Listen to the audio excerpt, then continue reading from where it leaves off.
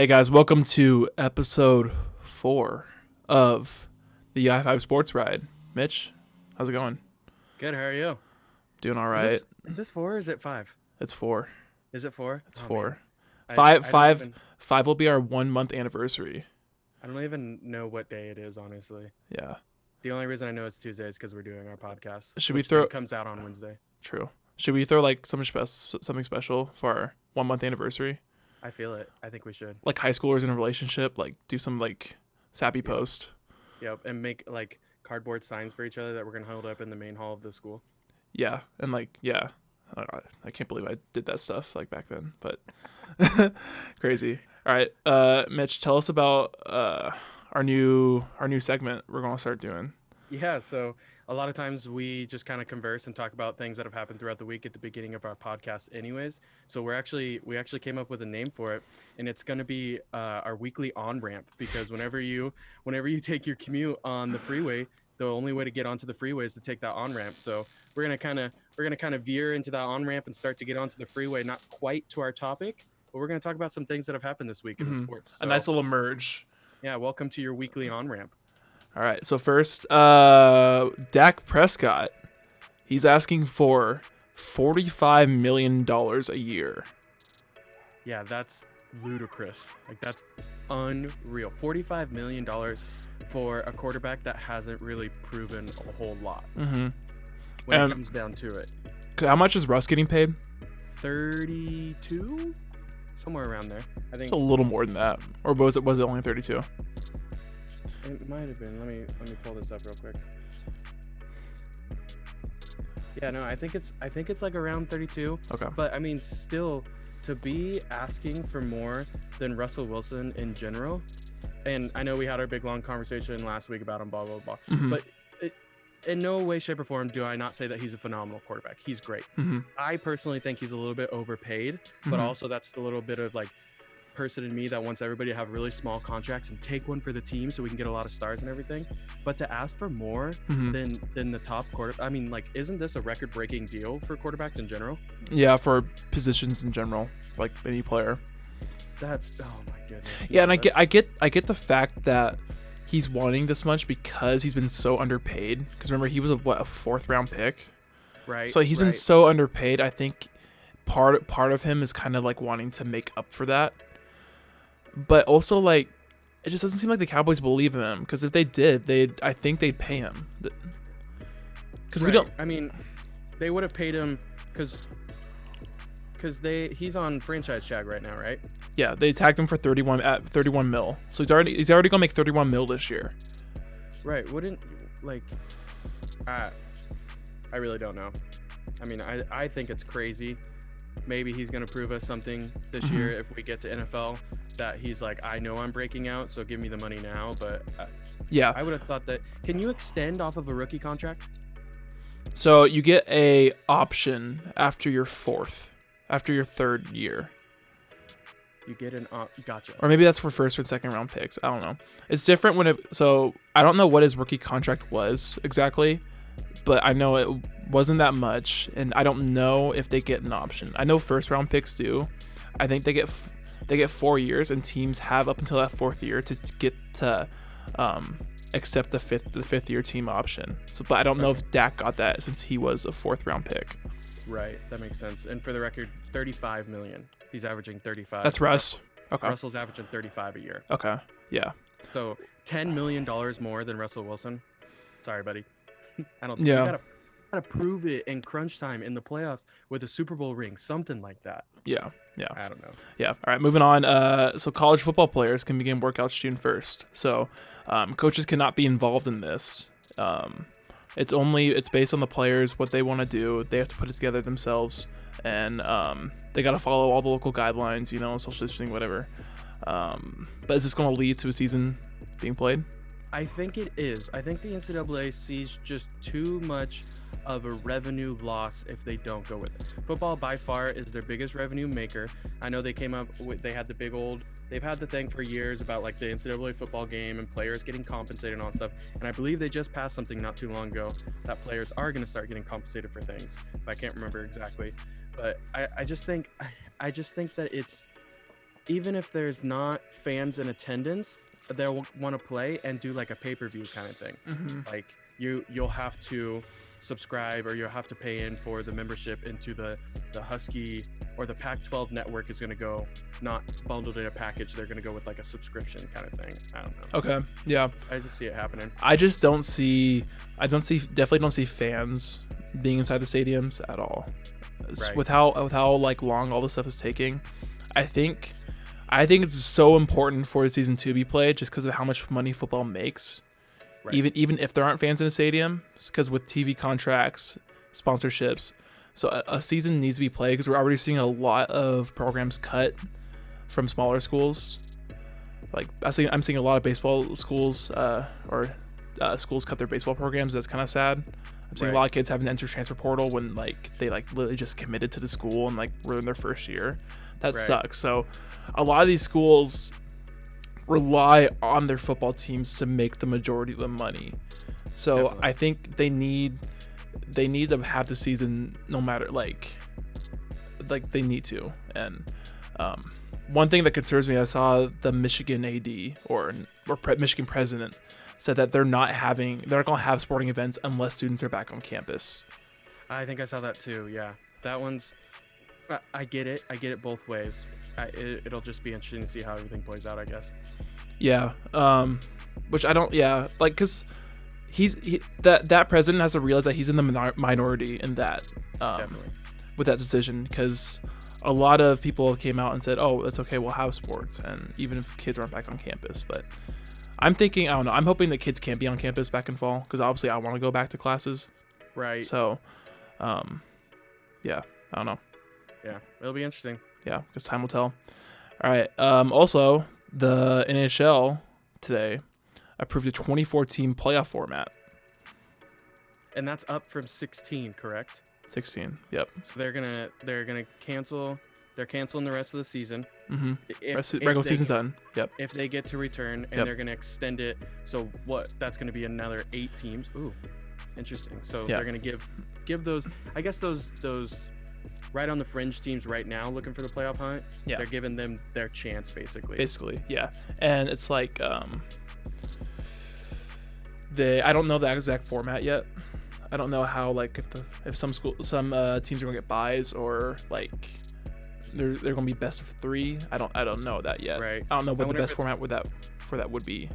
I wonder if it's gonna be a lot of because there's been a lot of stuff thrown out about March Madness format gonna really take over with a lot of this stuff coming on and doing some playing games and some playing rounds and all that stuff. So maybe like a best of 1 or a best of 3 series to get into what the real playoffs.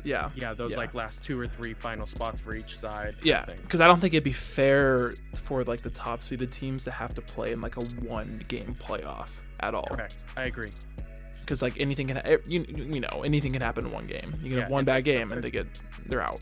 Right, and they put their work in during the season to be able to obtain that number 1 seed right now, and the odds of them going from a number 1 to anything lower than a number 3 this far into the season anyways is really low. So, and that's something that I think would be really cool to see in the NBA season if they restart too, is for sure go with the March Madness. And that's partially because of my bias of I want the Trailblazers to get a chance, because if they just cancel the season, we're out. It's Dame time, baby. It's Dame time. And we're healthy. Dame the time. Bosnian Beast comes back too. We're healthy right now.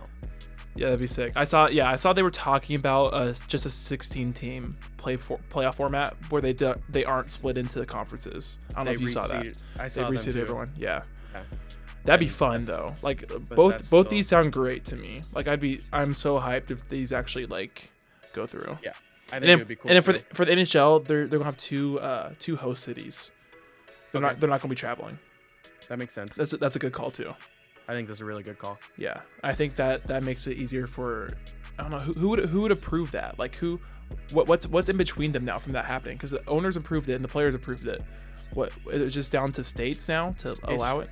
Yeah, it's down to local areas allowing them to be able to play. Yeah. So probably what they're probably going to do right now is go to the Floridas and I believe the Californias. Like those 2 states have already approved that professional sports are essential or they're good to go or whatever. So they're probably going to go to them, get their proposals in for, hey, we want to play at these stadiums or these arenas or whatever, and get the ball rolling. Exactly. Okay. Yeah. That'd be dope. Yeah. Hopefully it happens. All right, and then finally, last little news story of today. This actually just happened a couple hours ago, when this is being recorded. MLB proposal is going to include pay cuts for the highest paid players, but lower paid players will get full prorated shares. Yeah, I don't see if that is true. It's going to be another thing of the 50-50 revenue split that they try to do. It's going to get shot down real quick, and they're going to have to visit it. I highly doubt that that's a real story, but I mean, who knows? Who really knows nowadays? But I think one thing that I saw too was them taking their 2020 salaries and like prorating them or cutting them or something like that, and taking that chunk that they're taking out and throwing it into future years of their contracts, so that the owners don't have to worry about taking a big hit this year, but they will pay them their contract money just later on down the years. But I'm not really sure how that would work for people that are in the last year of their contract or in a year. I don't know if it's going to be like a Bobby Bonilla thing, like continue to pay him for 20 years after they're done playing. Yeah, it's just going to turn into a domino effect, I think. And it's just, teams are going to have money in the future, but are they going to have enough money to like pay all these guys like that much money? Because if you're cutting like Bryce Harper's like big contract, are they going to have that much? Like a lot of money in the future. Because how much money are they paying him a year right now? Like 40, somewhere right around there. So like say you cut his salary in half this year, so he's making 20 mil. Then you have to add that to the remaining contract. So then he's making now he's making 43 mil a year, in the remaining portion. And like it even depends. Maybe you push it back even more, like the last 3 years. So then he's making like 46 mil for his last 3 years. Right. Yeah. No, it's crazy. But it might work out because then like the what do you call it? The salary cap. I guess there's no salary cap in baseball, but that is true. But there might be more money. There might be more money to like go around at that point. Right. He's gonna be making around 26 mil a year, but it's a 13-year contract. Yeah. So I mean, because is he like 27, 28 right now? Yeah. It's so when he's 40 years old, he's still gonna be making $20 million a year. Yeah. See, no team wants to do that. That's the things. But here's a really good point I heard. If the NHL and NBA approve these playoff formats, they're taking baseball season. Summer is supposed to be baseball's time to shine. Like NBA is done, NHL is done. If baseball doesn't get going, I think this is gonna have like really harsh implications like going down the road for them. Yeah, it's gonna be tough, and because like next year, I believe, because the World Baseball Classic is supposed to be next year, maybe. It got pushed off already. Did it already get pushed off more? Yeah. Okay. Well, then never mind. Yeah. No. And I think it's really important for them to get the season going. Yeah, they got to get rolling. Got to get rolling. Yeah. All right. Well, that does it for the on ramp. What we call it. Yeah, we've come to the end of the on ramp, and it's time to merge on to our topic for the day. We're going. First, I just want to thank everyone who liked the Facebook page. We got a lot more likes than I thought we were going to. For sure. But both of us invited all our friends to it, and if you guys like it, invite your friends too, because we want to grow that page to as big as we can. But it was really cool for me to see all you guys liking it and accepting our invites to it is really cool. Definitely. And if you have a page or something like that you want to share or whatever, invite all your friends on a desktop, not on a mobile device, because Brooks informed me after I told him that I went through and clicked everybody's name on the phone that there's a select all option on the computer. So don't do it on your phone. Yeah, good call. Yeah, it was a waste of time. Yeah. Also, big announcement. We are on Spotify now. Yeah, Spotify. Lots of people use it. I do not. I'm going to start using it now, but Spotify. Yeah, so all you guys who were telling me, oh, it's too hard to listen on YouTube, a lot of my friends were, well, it's easier for you now, so you better be listening. Yeah, you're welcome. You're welcome. We did this for you. Yeah, what can I say except you're welcome? Spencer, I'm talking to you. Oh, Spencer. Okay. All right, so let's move on. So today I saw a really cool article, something MLB Trade Rumors was doing. This is where I got the idea, Mitch. Okay. So they are going through each team and they're picking 15 players they would keep in the MLB expansion draft. So I wanted to make it a little bit harder for us, especially with the Mariners roster, how it's let's say below average right now. So I'm gonna make it 10 for us. So I gave Mitch a topic last week, so we picked 10 players to protect in expansion draft, as if 2 teams were joining the league. The last expansion draft happened in '97 with the D-backs and Devil Rays, I think. Yeah. So each team got to protect 15 players. Their top prospects couldn't be drafted, but players with major league experience are free game for them. Yeah. So that means neither one of us had to worry about Jared Kelenic or Julio Rodriguez. So Nope. if you freak out because you don't hear either one of their names, they would have been 1 They're and 2. good. Don't worry. Yeah. But Yeah. So we don't need to. pretty much I wasn't worrying about Kelenic, Julio. I didn't put Logan Gilbert. 'cause Kirby. Yeah, George Kirby. Yeah. But everyone else pretty much fair game. So we can go ahead and get rolling. So Mitch, who you got? Oh, I'll go with my top spot. So I'd say my number 1 guy, I went ahead and put Mitch Haniger up there at first. Because I think, because I know he's in that injury history and stuff, but I think once he comes back, I think he's going to go back to his 2018 form. I'm really excited to see him bounce back too. I think he'll be a comeback player of the year candidate. Is that an award in baseball? Yes. Yeah, I think he'd be a candidate for that. He's only 29 still. Like this should be his prime right now. He's still got 3 years of service time before he becomes a free agent. He's supposed to be a free agent in 2023. So I think that combined with his experience, I think he's important to keep. Yeah, I think so too. He's a very vital part of the team. And I like that pick, but I'm actually going to inform you, even though he's literally my favorite player on the team probably right now, he's not in my 10 at all. Really? I did not put Mitch Haniger. You didn't put Mitch up in my 10 there. at all. Wow. Interesting. I am rolling the dice of maybe with his injury history, people aren't going to draft him in general. Okay. But I'm also not putting all my chips into somebody who could possibly not make a bounce back. You know what I mean? Got it. But, yeah. Yep. So with that being said, my number 1 is my boy, Kyle Lewis. Okay. And don't worry, I'm going to get this changed. He is number 1 now. It will get changed. I tweeted at the Mariner store, all that good stuff. But Kyle Lewis is a stud in my eyes. He was drafted in 2015, I believe. He came to us out of Mercer, was the 11th pick of the draft, and he absolutely crushes the ball. He's pretty good defensive-wise. He is athletic enough to be able to make a lot of plays. He's got to improve in that area, but he has a really strong arm to him. Right when he got to us, we sent him to the Aqua Sox, and he had a massive collision at home plate. Ended up tearing his ACL, MCL, and PCL. So basically straight across his knee. Has had a really tough time battling back with that, but has really bounced back well. Finally made it up into the majors with us last year. And in case any of you guys aren't true Mariners fans, in his first 10 games, he had 6 home runs, and it was like the only highlight of the second half of our season. So people were really pumped about it. I believe he is 24 years old, so he's extremely young. In spring training for us this year, he didn't have a whole lot of things going, but I mean, what was it? 11? We only had like 11 games that we played, 15 games that we played. So he's got a lot of pop to his bat, and he's exciting. Yeah. So I got Kyle Lewis number 4 on my list. Okay. Yeah. So he's still up there for me. I see a lot. Yeah. I loved watching him the last month of the season. That first week.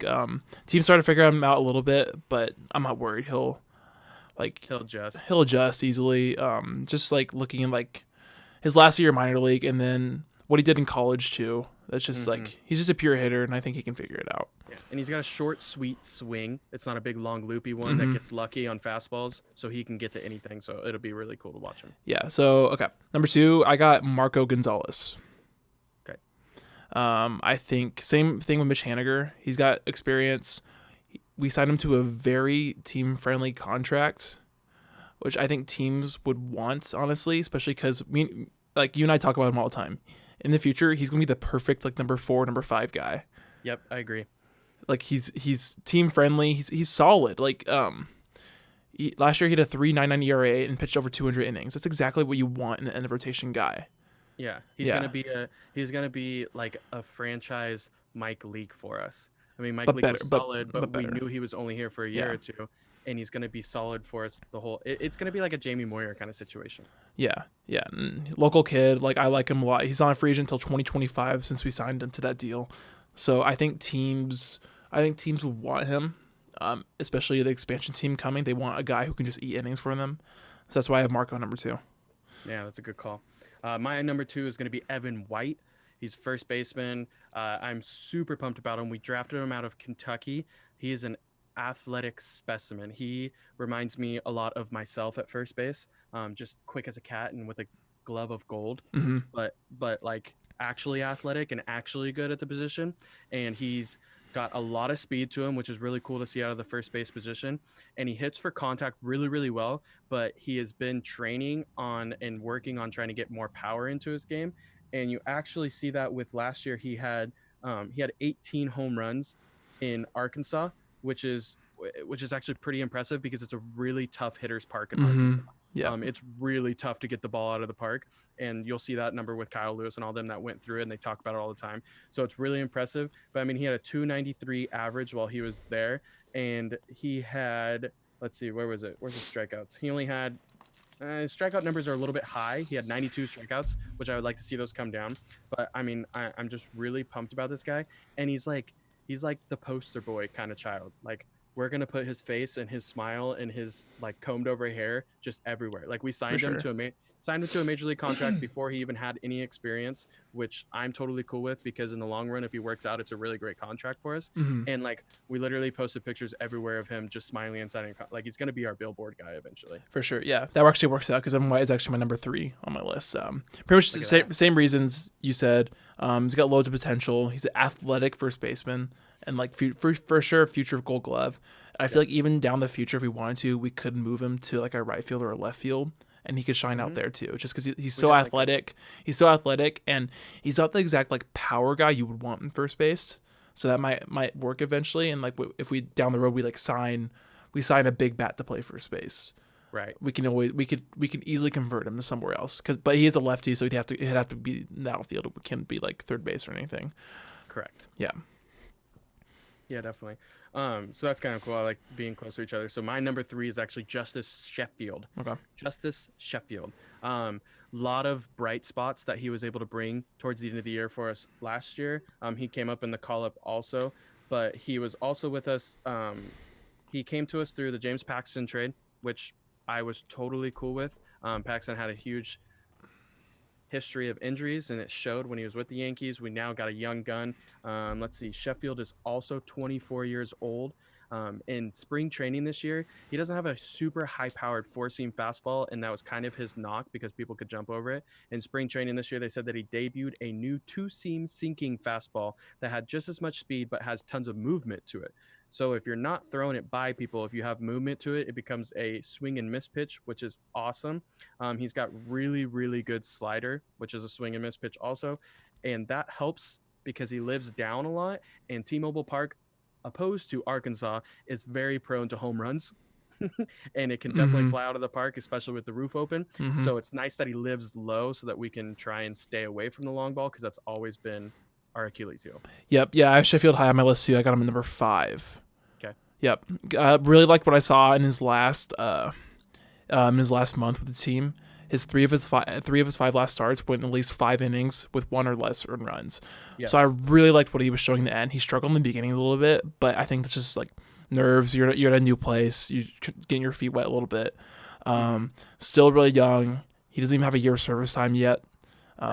But I think people kind of wrote him off a little bit too fast, and Yankee fans were like tweeting saying, "Oh, we already won the trade. What's what you get?" Like, well, like, and like he dropped so far on prospect lists too. That doesn't make sense to me either. Yeah, he was out of the 100. Yeah, he was out of the 100, and he dropped like to like number 7 or 8 on the Mariners top 30. 7, yeah.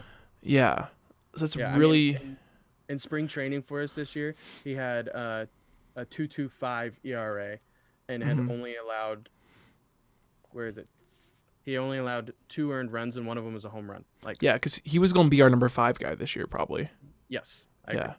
Yeah, and it would have been great to see him kind of work through those struggles that he had a little bit, because he would have struggled could like start out the year and stuff, but it would have been really cool to see him work through that and kind of become the person he was supposed to be and hit that potential. Yeah. Yep. All right. Number 4, I already talked about that. I had Kyle Lewis number 4. Oh, okay, cool. Who'd you have number 4? So my number 4 is actually Shed Long. Okay. I'm actually a pretty big fan of Shed Long. Schlong. Schlong. Yeah. So he went from Cincinnati to New York in the Sonny Gray trade. And then not long after that, we traded a prospect named Josh Stowers, who like you would have to go and research a lot on to really understand who he was anyways. So I thought it was a really good trade. And when it got Shed Long, he's also only 24 years old. We got a lot of 24-year-olds, so that's really I good. know. I was noticing that too. He is versatile. He's played second base, right field, and left field for us. I think he can also slide over to a little bit of third base. So I think that's really cool to see from him. He's got a lot of pop from the left side. I mean, he takes like Babe Ruth type swings, spinning around kind of thing. So I would like to see him be able to develop like a 2-strike swing and just try and put the ball in play because he doesn't have one yet. But that comes with time and all that stuff. He has to improve his glove, but they said that D. Gordon's actually been working with him a lot, and this year is his year to prove that he can become a defensive everyday kind of guy. So I'm really pumped about that. If you haven't heard of it, it's called Out of the Park Baseball 21. It's like this manager kind of thing. Like you just go through and manage everything and simulate games and everything. Well, they're actually simulating the full season right now. And I know it's a game, but it matches up fairly well a lot of times. And through May 26th, which is today, for Shed Long, he's hitting 286 with 14 home runs. 14 in May. So if that has anything to do with what Shed Long can bring to us, 14 in May. Wow. I want that. That's I want crazy. that Shed Long. Yeah, I have Shlong down at number 8 on my list. Okay. Yeah, so definitely keep him. He's only 24. Doesn't even have a year of service time yet. I really liked what I saw in September. Like all these guys like kind of like finding their foot in the year, and that's good. I'd rather see that than them kind of like I want to see the struggles first and then figure it out. I don't want to see like, oh, you're hot at first and then fall off. Like I want to see improvement. And he hit 289 with a 337 OBP with 4 bombs in September. That's a leadoff hitter material. Oh, for sure. And I would have loved to see him like in that leadoff spot for a good majority this year, just to see what he can do. Yep, I agree, and I think that's what the plan kind of was. It was, yeah. Yeah. And hopefully D would have came around and like actually became a good teammate and like I don't know, like helped him out because he was a little upset at first when he was, but they said that he really. It was more of like, I want to make this kid the best that I possibly can, but I also want to show them that I'm not done yet. Yeah. Because how old's D? Like 33. Yes, he's up there. Yeah. Okay, what are we on now? Number 5. Sorry, talked about it. I had Sheffield number 5. Okay. Who you got number 5? I like when we would speed it up. So at number 5 for myself, I have Justin Dunn. Okay. So Justin Dunn was paired up with Jared Kelenic, who's a big name, obviously. Dunn came over in that Cano and Diaz trade. He came to us from the Mets. I'm super pumped about him. Mm-hmm. He has a plus fastball and a plus curve. He sits mid to upper 90s. Upper is really when he's feeling it and it's a nice warm day and all that kind of stuff. But his curveball really snaps off hard.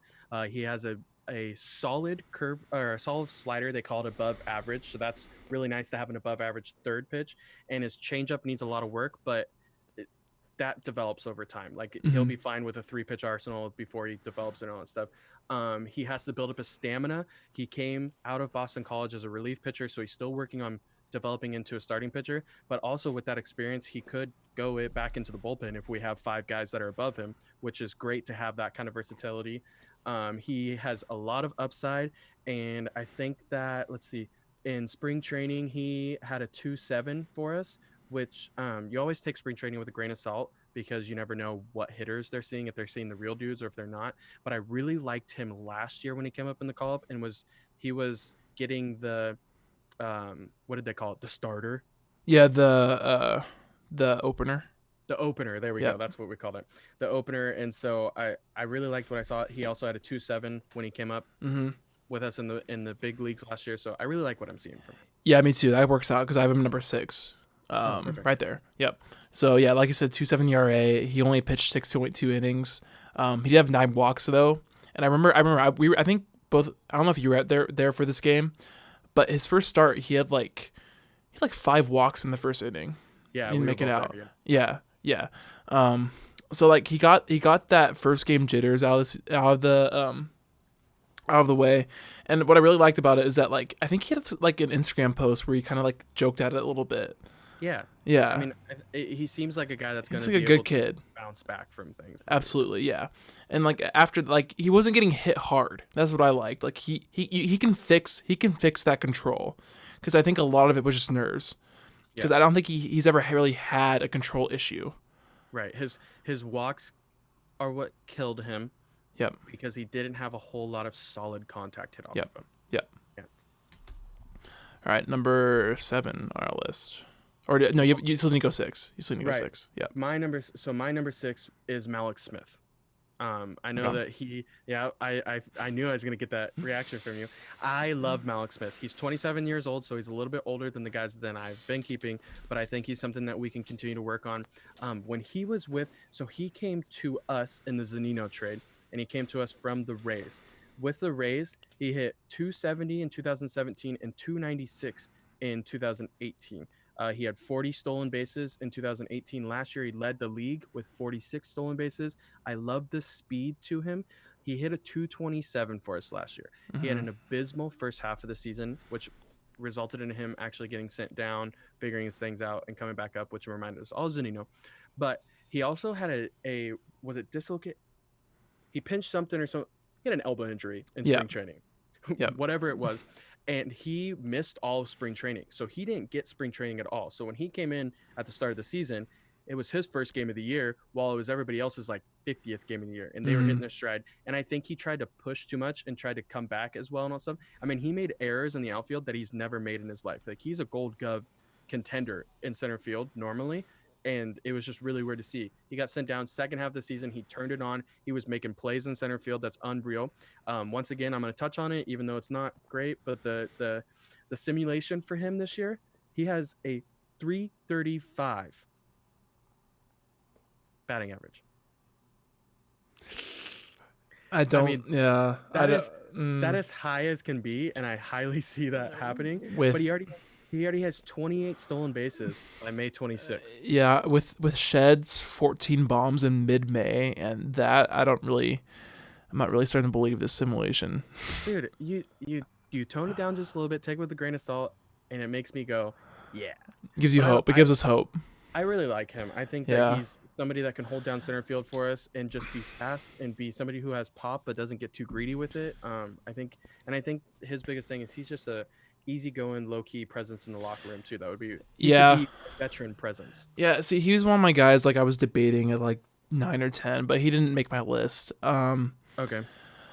I don't know. Like, he's exciting, but that first half of the season kind of turned me off for him a little bit. I would love to see him bounce back because he is a great character and he's always happy around the field and stuff. And but I would like to see him move to left field maybe, because I think he did a little better when he was in left.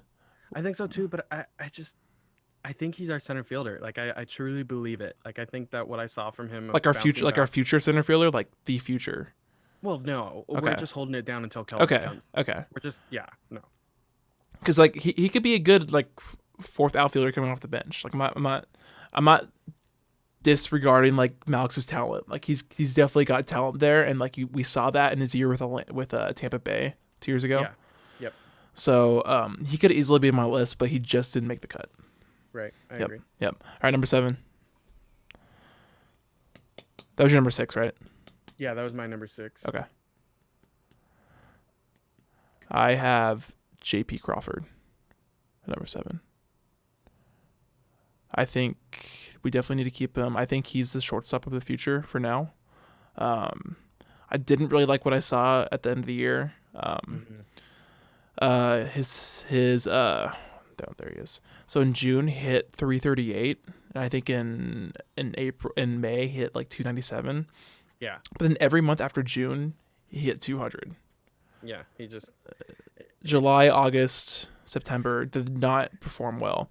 And that, like I talked about earlier, I'd rather see guys slow start at first and then get hot. So he needs to fix something in his swing. I did love the defense I saw this year. He was making plays, and he wasn't really known for that coming in. Like, he was struggling with D in Philadelphia. He raised his fielding percentage from like, I think it was 930 2 years ago, and it was 970 this year. So great improvement there. I can see him in contention for a Gold Glove in the future. He just keeps getting better at that. Mm-hmm. And he's not free agent until 2025, so he's still got potential. He only has a year and a half of service time, so he's still got in him to figure it out. Yeah, he flipped when he came to us. His biggest knock was that he couldn't field, but he was a huge hitting shortstop. So obviously he can hit. So it just has to come back to him. I think he got a little long with his swing and all that stuff, but I'm not a professional, so I'm not going to tell him how to swing and everything. Yep. But he'll figure it out. But it's nice to see his defense come around. Yep. In my 7th spot, I have Gerson Batista. Okay. He is another name. He might be a little bit down on people's radar. He also came over in the Cano and Diaz trade.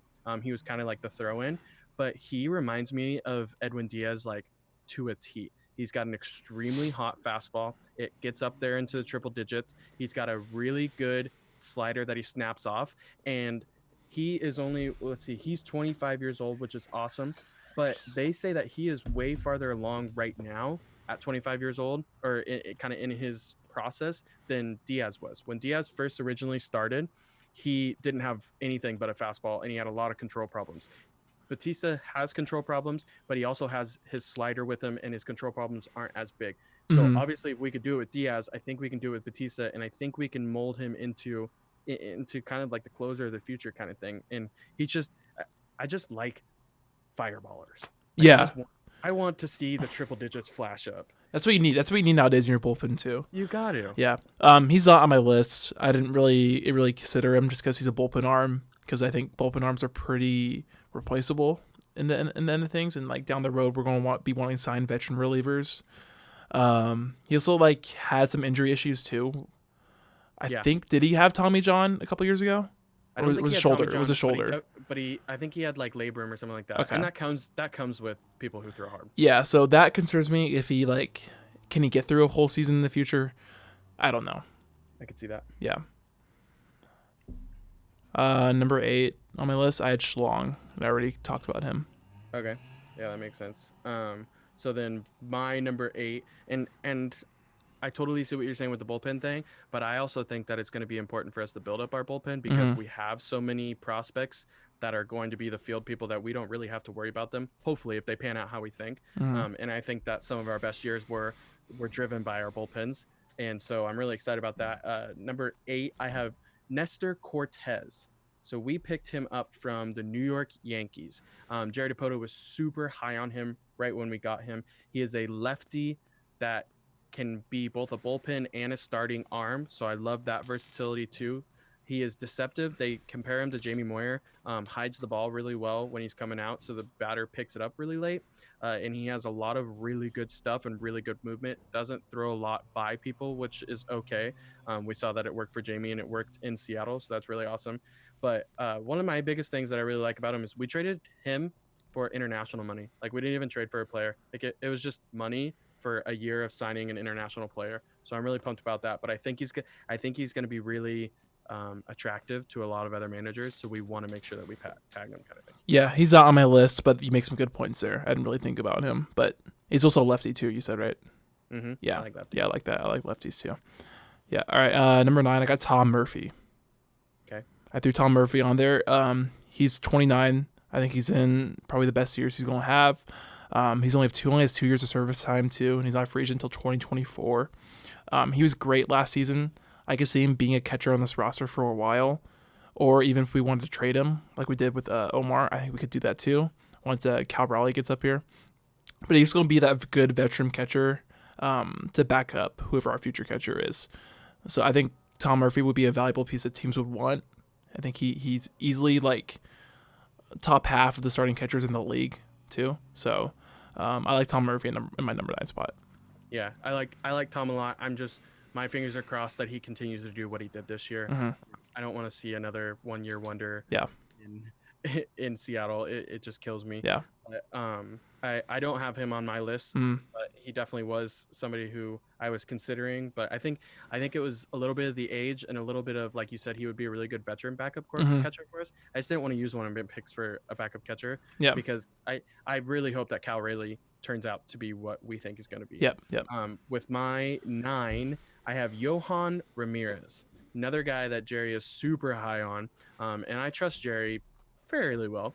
But he comes to us, and another thing that makes me really happy is we took him from the Astros. They were really high on him too. We got him in the Rule 5 Hmm. draft, which basically means anybody that's not on the 40-man roster, we can grab from them. And they only reason they didn't put him on the 40-man roster was just because they had so many people that they needed to keep, and he was just one of the oddballs, and we took it from him. They were hoping he was going to slip through, but he has a high 90s fastball. They talked about a direct quote from one of the scouts says he has impressive secondaries. He has a curveball and a slider, which is awesome to see. He's a lot of swing and miss, but he definitely needs a lot of innings. Like he's definitely a prospect that we've got to be able to mold and everything. He's only 25 years old, but he had a 12.27 ERA in spring training with us, and so that's definitely got to improve. And that was in 4 games. So he's got to control problems, but I like control problems because they just go out there and hurl it. Yeah, and it costed us nothing too. So And it costed us nothing. cost Correct. us nothing. Good project. He's on my list, but great points. I like that. Love that we took him from the Astros too, and I hope he turns into a star just because of that. Yeah. Kind of throw it in their face. Yeah. Haha. Bang some trash cans in their face.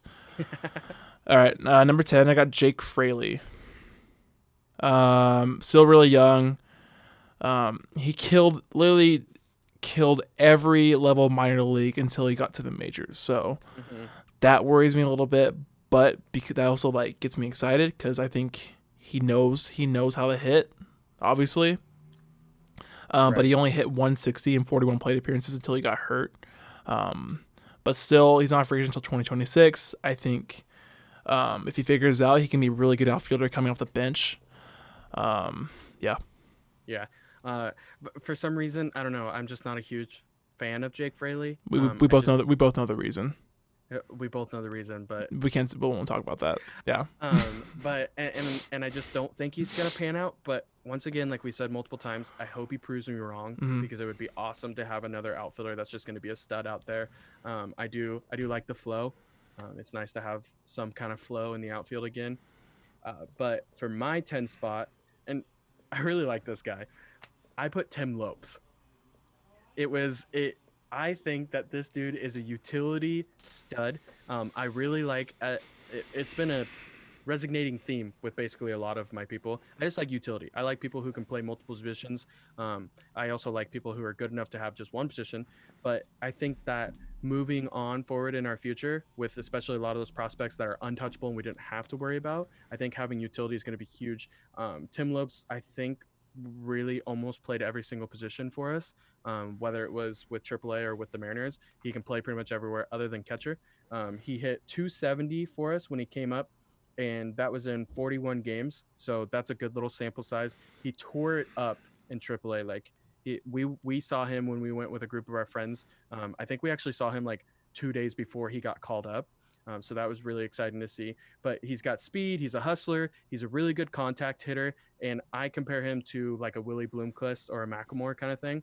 And I think that that's going to be really vital to have to be able to give people days off and still have somebody who's solid in that spot. Yeah. I like Tim Lopes a lot, but I think we could always find a utility guy like that. I think they're out. A lot of them are out there, so I'm not too worried about losing him like that. I I don't can see know. that, yeah. You could always find a Dylan Moore out there, right? I agree, but Dylan Moore only hit 200.